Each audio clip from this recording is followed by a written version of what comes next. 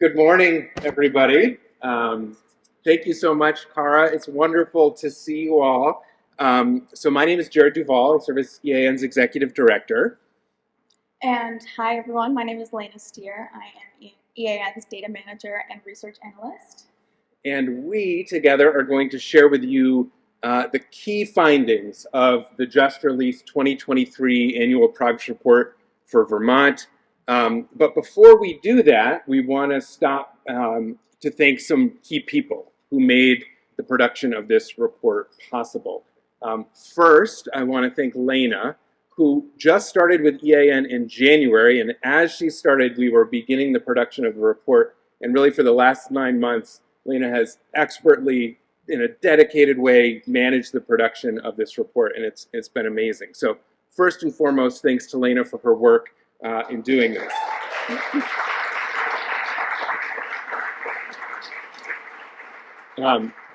Thank you also to Cara for being an integral part of creating this report, as together as a staff we've collaboratively designed and authored the report as a staff team.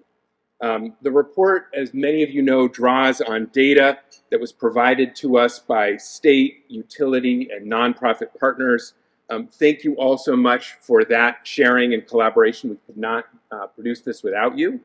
And we also want to thank the more than 30 people, most of whom I believe are in this room, including data providers, EAN senior fellows, board members, and others who reviewed and provided feedback on initial drafts of the report. So as I said, we're really just going to share the key findings. There is a lot more in there, but as we go, if you have any questions, please feel free to just enter them into Slido as we go. And we won't actually pause to take those questions. We're going to go through the key findings, but then we'll address any questions that have been logged in there when we get to the end. So we're going to start here. This is a page early in the report, our first key finding, and it's really meant to give us a chance to step back and put in context, where does Vermont stand relative to the climate commitments we've made, the science-based climate commitments we've made. And you can see this line here, this green dotted line represents a 26% reduction in greenhouse gas emissions below 2005 levels. That is the commitment that the United States made as part of the Paris Agreement, and that same target is reflected in Vermont state law with the Global Warming Solutions Act. Many states are working to do their part towards the Paris target that we've made nationally. And unfortunately, as of the latest data, the most recent year for which we could get greenhouse gas emissions data from every state in the region is 2019. Vermont has made the least progress towards the Paris Agreement commitment of any state in the Northeast, 11% below 2005 levels. And if you look above the top half of this graph, it compares our per capita emissions with our neighbors, both in New England and in the Northeast. For reference, on the far left here, we can see the United States per capita emissions, and here we can see global. And what we find is that Vermont has the second highest per capita emissions in New Hampshire as of 2019, behind or lower only than New Hampshire.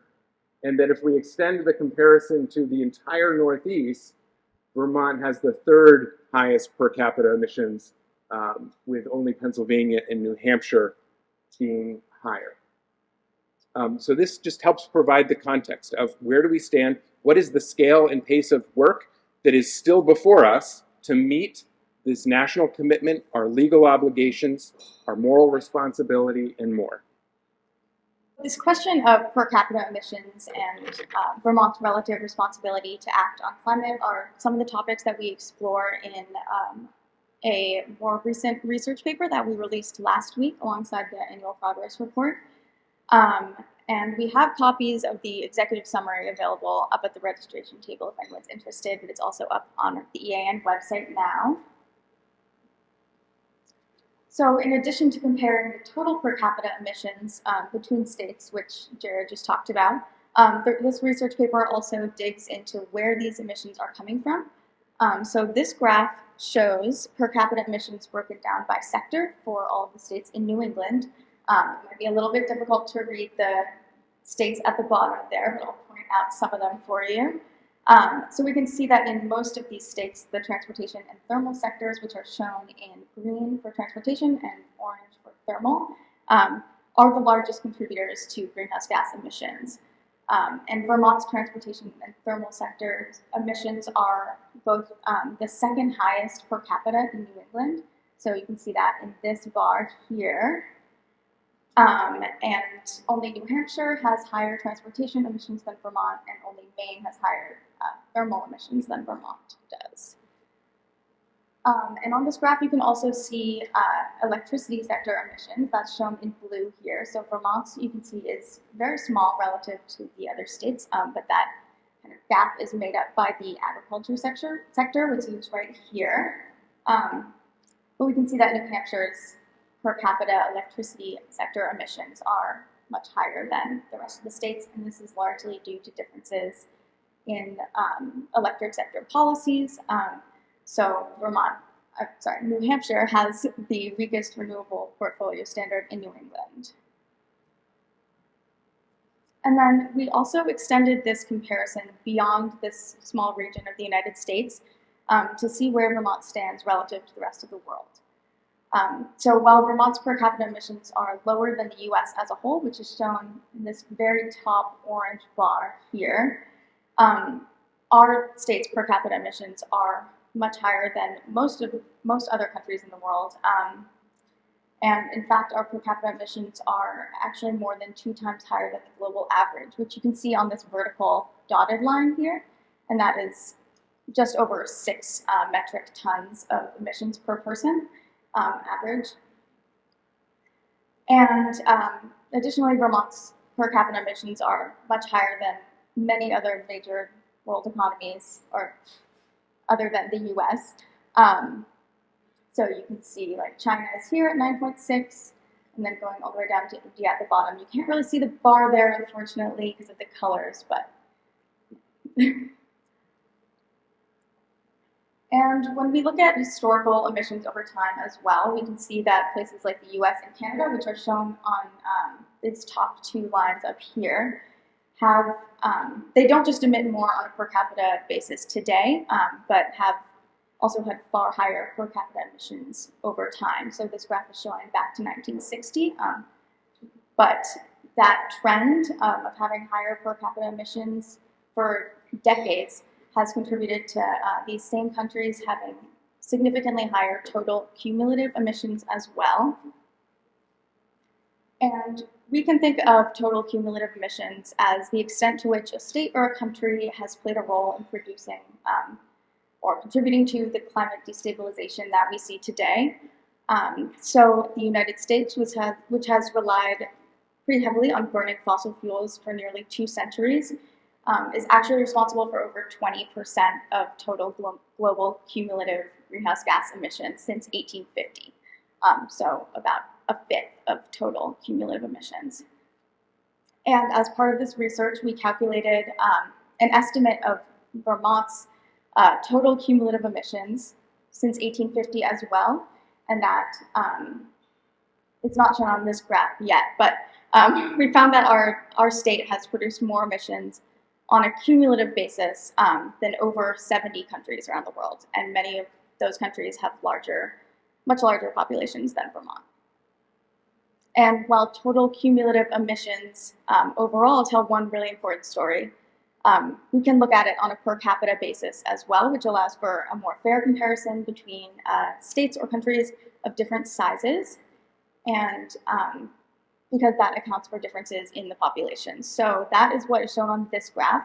And you can see Vermont here in green and the United States right to the left of Vermont. So what we found is that adjusted for population, Vermont's cumulative emissions are among the highest in the world, rivaling the United States, Germany, Canada, major economies within the EU. Sorry. All right, back to you, Jared. Thanks, Lena. So, we always share a lot of data. We always look at the science, but this is not just a scientific question. This is really a social question. It's a question of how do we effectively act together. And so the other part of this research paper that we looked into is all of the social science research around the logic of collective action and how do we work together to accomplish large tasks. Many of you know all too well that many opponents of climate action in Vermont and elsewhere frequently say that no state alone can effectively respond to the climate crisis. And they use that as an excuse for inaction. Now, of course, it's true that no state or country alone can tackle this problem. But that can be said of every state and country.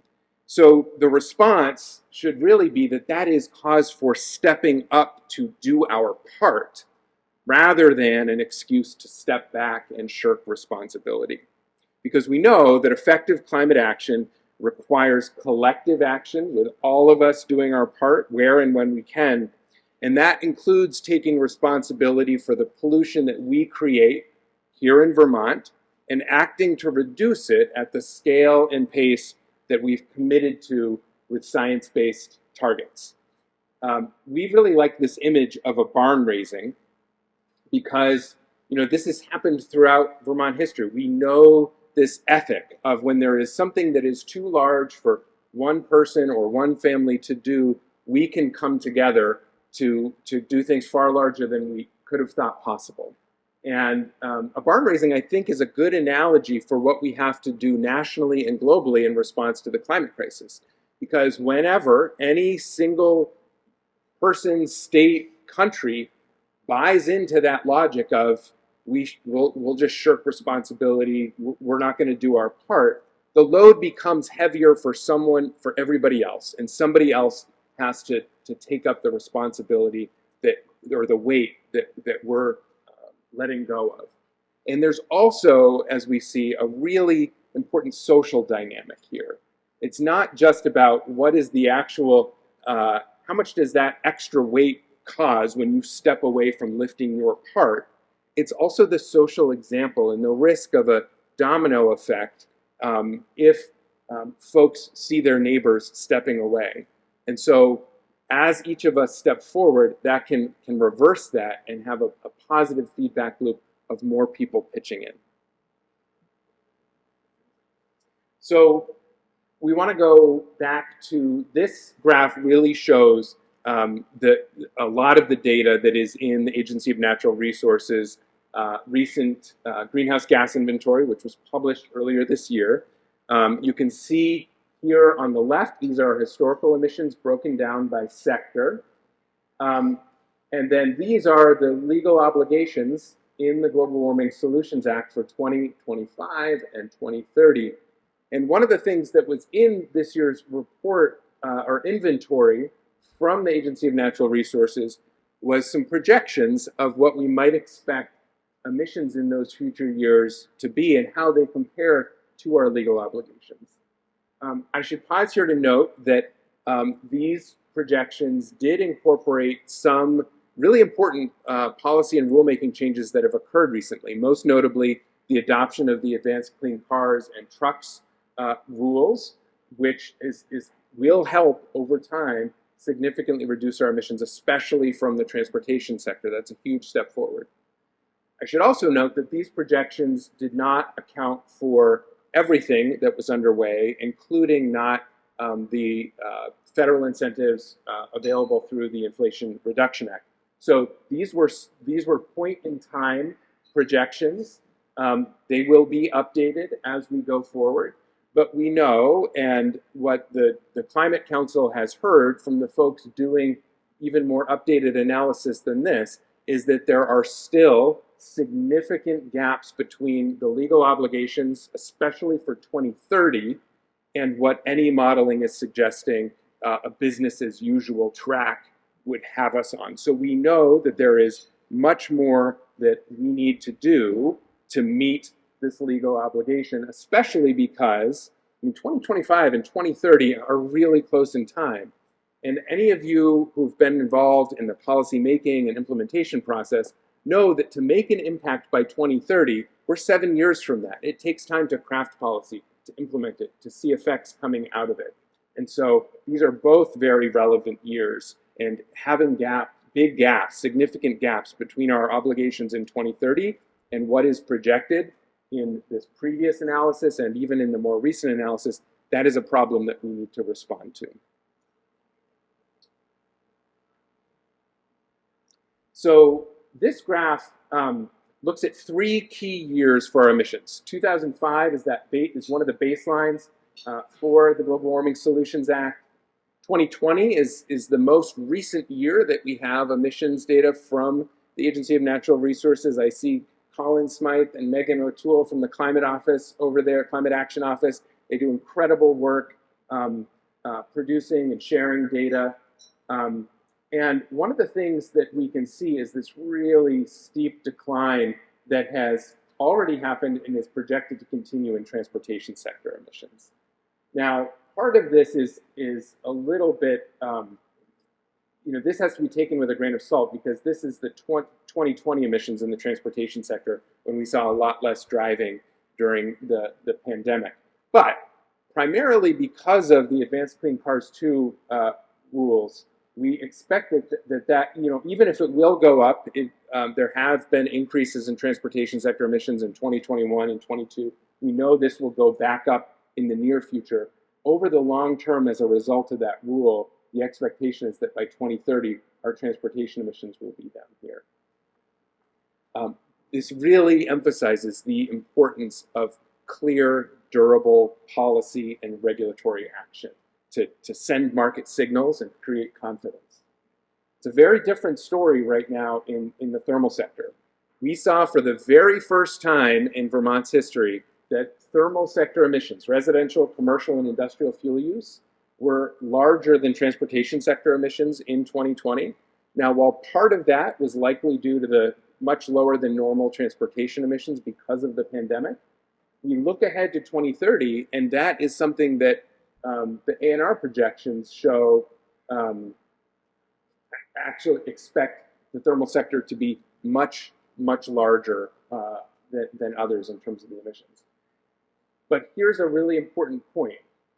That analysis did not account for the potential impact of the Affordable Heat Act and the Clean Heat Standard. And if you do that, you can see that would be modeled here of thermal sector emissions being all the way down here rather than up here. We will not know whether or not this happens until the PUC rulemaking process continues and there is another vote of the legislature in the years ahead. So this is a big question mark in terms of where our thermal sector emissions will be. One new piece that we've added to the report this year, because it was coming up in questions so frequently, is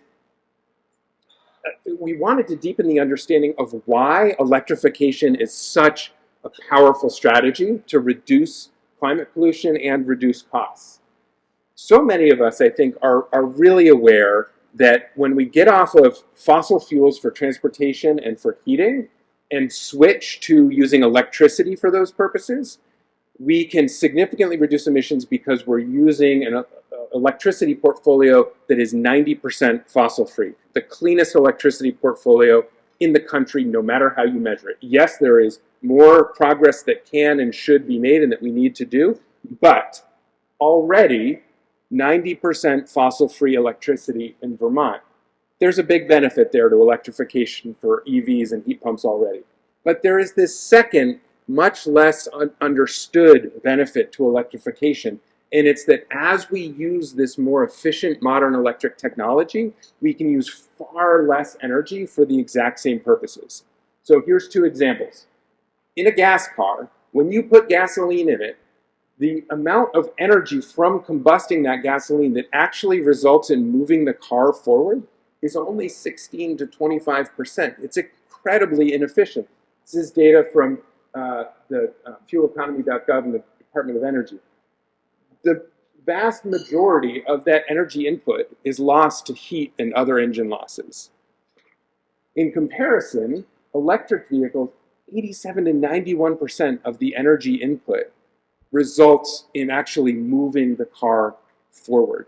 And so the same amount of energy results in 4 times more actual work coming out of it. It's a similar story on the heating side.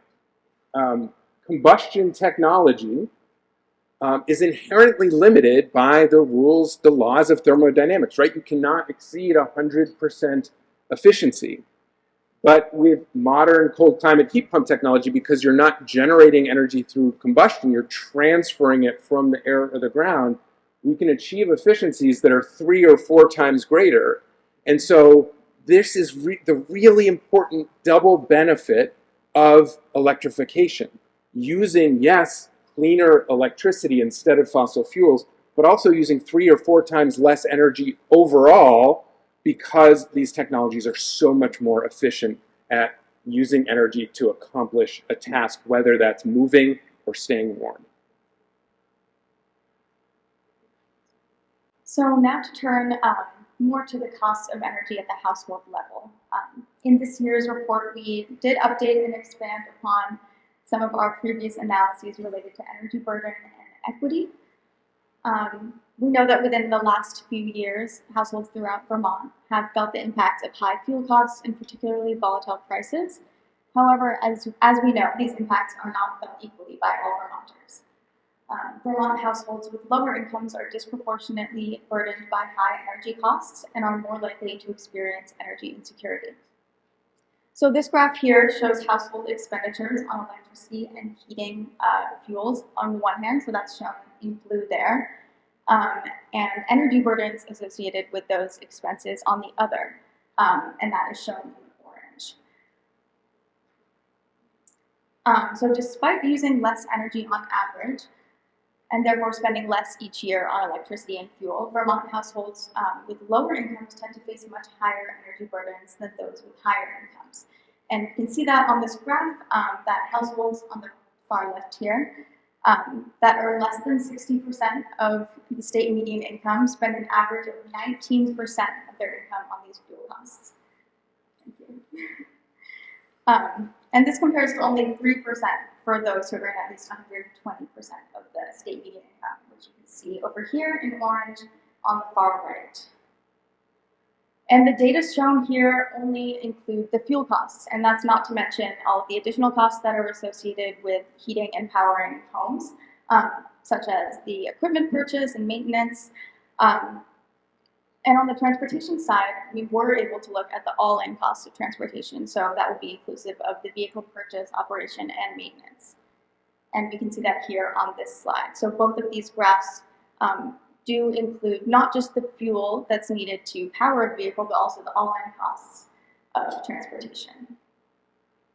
And although we didn't have the same level of data to look at it at as granular of a level in terms of the income categories for this graph on the left side here, we are still able to see a similar trend with these two categories of income level.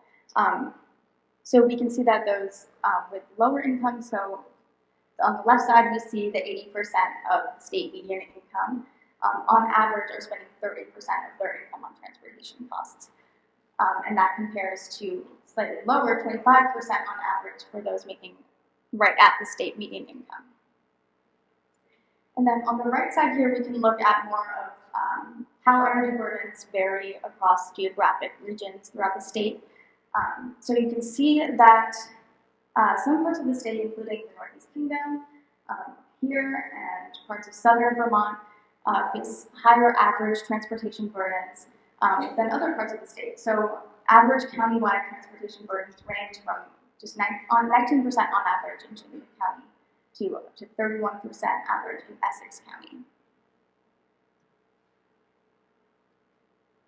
And as I briefly mentioned before, gas and diesel are higher cost and far more price volatile than electricity. So we can see that on this graph throughout the past 15 or so years. We can see these big swings in the orange and blue lines, which represent gas and diesel respectively. And then below there on the green line, representing electricity, we can see that it's much more stable, consistent pricing, and has consistently been lower for the last 15 years or so than gas and diesel. And in addition to that, there are EV rates that are offered by some Vermont utilities. So here we're showing GMP and EED in the bottom right corner. And you can see that those are even lower than the average statewide electricity costs. And this is shown on a dollar per gallon equivalent basis. So these EV rates can break down the cost of driving an electric vehicle even further. And then a similar trend can also be seen here in terms of the various heating fuels, which are graphed here in terms of dollars per million British thermal units of delivered heat. So standardized pricing across the different fuels. And you can see in the middle here, we have kerosene, propane, and fuel oil. And those, like gas and diesel on the transportation side, are far more price volatile than some of the other options. Particularly when you compare it to the cost of a high-efficiency electric heat pump, which you can see in blue. It's a little bit difficult to see, but it's this blue line here, which, like electricity on the transportation side, is much more stable and consistent. So these graphs are showing that really switching to electricity for transportation and thermal or heating can save Vermonters money over time and protect Vermonters from these large, often unpredictable price swings. And transitioning away from fossil fuels can not only benefit Vermonters at the household level, but it also has important benefits for Vermont's economy as a whole. So we know that 100% of fossil fuels that are used in Vermont are imported from out of state or out of the country. And because of this, when we use fossil fuels for heating our homes and fueling our vehicles, the majority of the dollars spent, as you can see on the left side, 76% of the dollars spent in 2022 end up draining out of the state's economy rather than staying here and recirculating in Vermont. And on the other hand, on the right side here, when we purchase electricity, it's essentially the reverse. So we can see that in 2021, 75% of the dollars spent on electricity in Vermont stayed and recirculated in the state economy. So essentially the opposite of the other. And I do want to note that the years are different on these two graphs, and that is because there is a bit more of a time lag on the electricity data side. And we just wanted to show the most recent data, so that's why we have 2022 and 2021 here. And last but not least, one of the biggest challenges Vermont is facing when it comes to the energy transition has to do with workforce needs.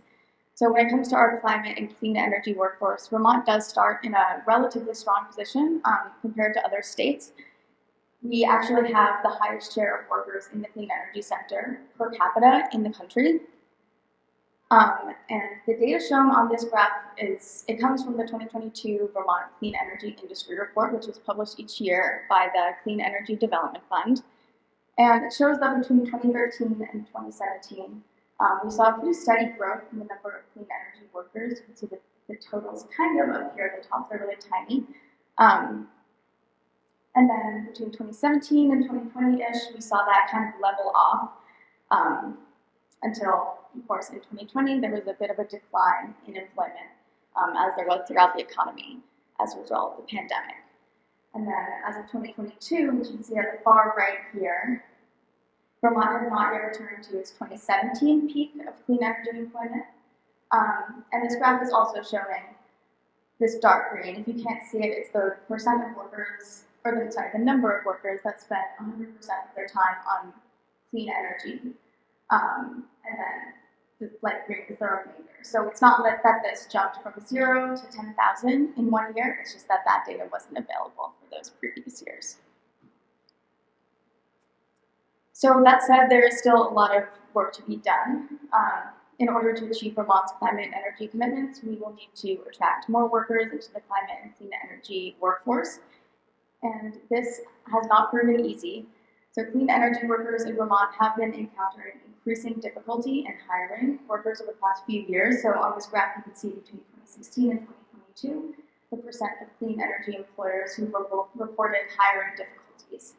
And we can see that percent who reported that it was very difficult to hire workers, that's shown at the top in red, has been steadily increasing. So more than half of these employers in 2022 reported that it was very difficult.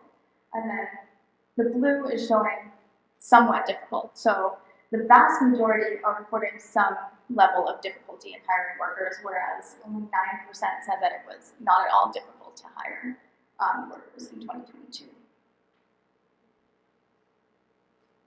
So thanks, Lena. Beyond these brief key findings that we've shared, there's much more in the report. We hope you'll dig into it. As soon as we kind of finish one annual report, we start looking ahead to the next one. So we always want to hear your constructive feedback. What questions do you have? What new opportunities for analysis? Don't ever hesitate to reach out to us to share that with us. But in the meantime, we also want to make sure that the information here is really helping ground and inform and advance energy and climate conversations all over the state. That's why we do this, to make sure that these conversations are happening in an evidence-based, fact-based way. There is a lot of information swirling around. Some of it's true, some of it's not. So we go through a really rigorous process to try to help make sure that we can ground the conversations happening in the state in the latest and highest quality available data. So we would love to have conversations with your organizations, businesses, networks, communities. So don't hesitate to reach out to us. We'd love to schedule a discussion with you, a presentation and discussion. And if you have upcoming events where you'd like to hand out copies of the report, let us know. You can email Lena, and we will, with enough lead time, give you free copies